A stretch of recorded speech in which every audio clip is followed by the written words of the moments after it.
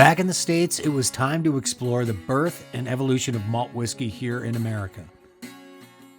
And if you're talking about the roots of American whiskey, you're talking about bourbon and rye.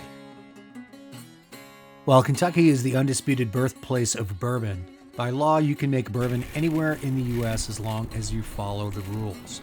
And since Kentucky was over 1,000 miles away, we began our American whiskey odyssey right in our own backyard, in the craft distilling and brewing mecca of Denver, Colorado.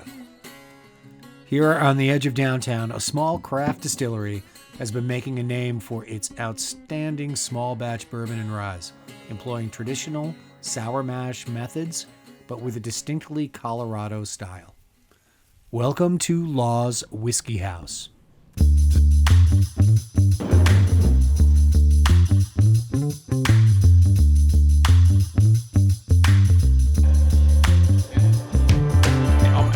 From Law's Whiskey House. About to get a little trip through what we do here every day, twice a day, 7 days a week. We're in the back of the facility right now where our grain comes in. This silo behind us is typically where we put corn. Right now we're making rye whiskey, so it has raw rye in it. All of our grains come from this state, so we're really making whiskeys that taste like the place we come from. It's got real Colorado terroir. So all these small grains, so those things that give most of the flavor to, say, bourbon, are like rye, wheat, and then the malt, the barley. All those are grown in Alamosa, Colorado, down the valley, about 8,000 feet above sea level, have a distinctive taste. Corn comes from out in the East Plains near Kansas, so it's a place called Burlington, also grown in state, giving us some kind of like extra element that we'll call it the je ne sais quoi of what our whiskey is all about. A lot of the flavor in traditional American whiskey has to do with a lot of different things. One being where it's made. We have a new facility in the area. We're never going to make it at that facility. We're going to age barrels over there. We're in the same area, so microclimate for aging will be the same.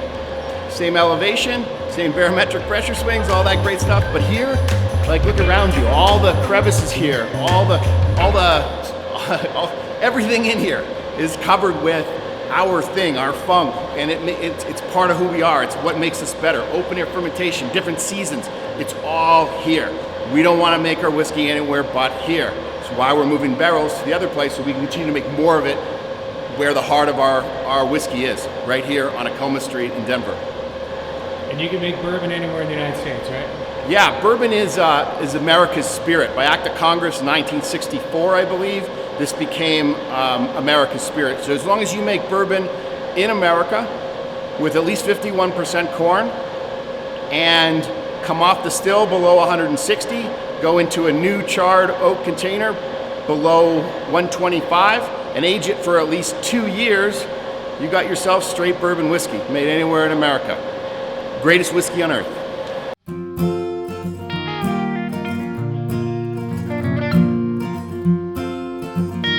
Along with bourbon, the other great classic style of American whiskey is made from rye. Rye was brought to America by European settlers and flourished in the hot, humid climate of the southeastern United States. After corn, it was the most widely used grain in the production of malt whiskey.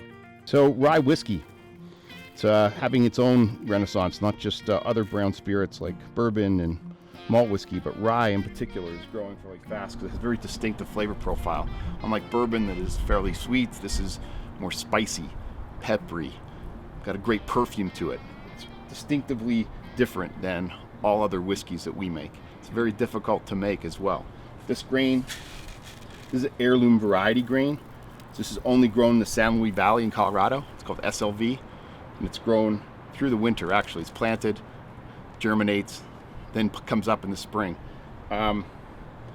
We think it's a big deal to us, like where it's grown and the farmers that are growing it. And so we're tied right back to the land, right? This is, to an extent, not quite a state because we don't own the farm, but we definitely know where the grain's coming from and who's growing it and the ethos they have.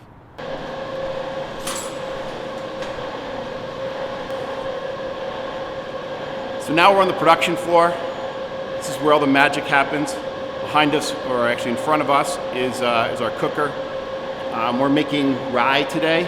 and we made rye, about 90 batches of it in a row near. We're near the end of it. This is, 6 hours in a cooker, different temperatures, malted rye and raw rye, and then moves its way over to the fermenter. It's going to spend 4 days here. We're making traditional style whiskeys here. Everything that we do is traditional style. So we're using sour mash method. So sour mash isn't a thing, it's a process. Process is we're using some of the spent grain from the last mash into the next cook, and then we keep doing that. So there's molecules in this one from our first one when we started doing this, about 2 months ago, making rye. So the idea here is it's going to do a couple things. It's going to sour the mash, i.e. lower the pH, make it more acidic. So in an open air situation here, we are in combat with bacteria. And so we're going to win that battle because we're going to have it at a lower pH and a little more sour. And by doing that, our yeast get a head start on this. Also, it smooths the flavor profile from batch to batch. We're making batch-based whiskey, so everyone's slightly different. So by putting some of the last one into the new one, you're adding this kind of melding of flavors from batch to batch. And then the last thing it does is it's all through that concentration of fermenting it, then distilling it, and then putting it back in. You're adding a bunch of minerality, dead yeast cells, things like that are like a starter or like a vitamin, if you will, for the new yeast that are going in. All this together, sour mash process, gives you a much richer spirit when it comes off the still in a spirit run. You can do this synthetically. If you do it synthetically, you get a thinner spirit. You don't get the same richness, or what I would call the soul of the whiskey. Another thing in a traditional style American whiskey is that we're on grain, okay?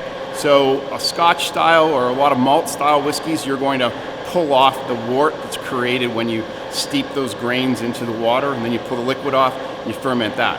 Everything that we do here is on grain. So we're making sour mash on grain, open air, fermented, double distilled whiskey. That's quite a mouthful, right?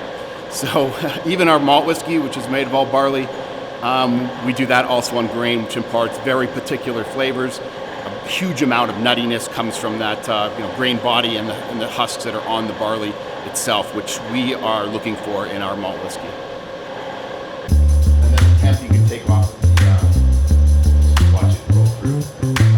So for us, the master distiller role is a bit of a reach, right? Like, none of us are masters. You could have a head distiller, but we try to run it more like a sports team. In particular, I'm originally from Canada, so it's a hockey team. Everyone deserves to be there around the table. Everyone has responsibility. So if you're running the shift, you are the head distiller. You have accountability, and to us, this is a big deal, and it's really important when you think about what's at stake at every one of these steps. Again, choices. We want people making the right choices, and we want them to learn. No zombies on our floor. We want real people who are engaged in what we're doing, who are passionate. In fact, that word's overused, obsessive about what we're doing.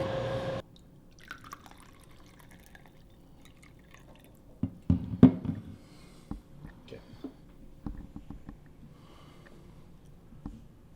This is rye whiskey, our award-winning rye whiskey. Last year, or this year, I guess, world's best rye according to Whiskey Magazine. Kind of a cool accolade for us. This is a rye made, it's over 4.5 years ago, and all again from Alamosa grain, SLV rye, very distinctive. Smell, I can smell it from here. The perfume on rye is unbelievable. It's one of its signature characteristics or aspects that are different than bourbon. Bourbon has a great nose. Rye has an amazing nose. To us, rye is one of these spirits that you better love it if you're going to make it. You have no right making rye if you don't love rye, and we love rye. So to us, the characteristics in a rye is a peppery note rather than a forward sweetness. And for us, rather than like a black pepper or black or green dried peppers, it is more of a vegetative serrano-like pepper, which I think comes from the ground in which the rye is grown in. That's a big deal in the rye that we make. And then it has all these other great things. Again, the perfume, the peppery note. Then you get what is it essential in a really good rye. So licorice notes or anise, minty notes. All those things come from the grain itself, and After that, then you're getting into more whiskey type flavors that come strictly from the barrel, which is like the vanillins, the caramels. Ours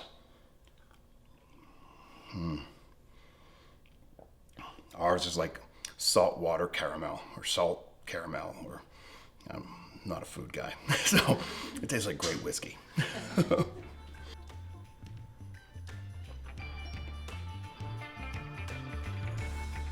Yeah, salute.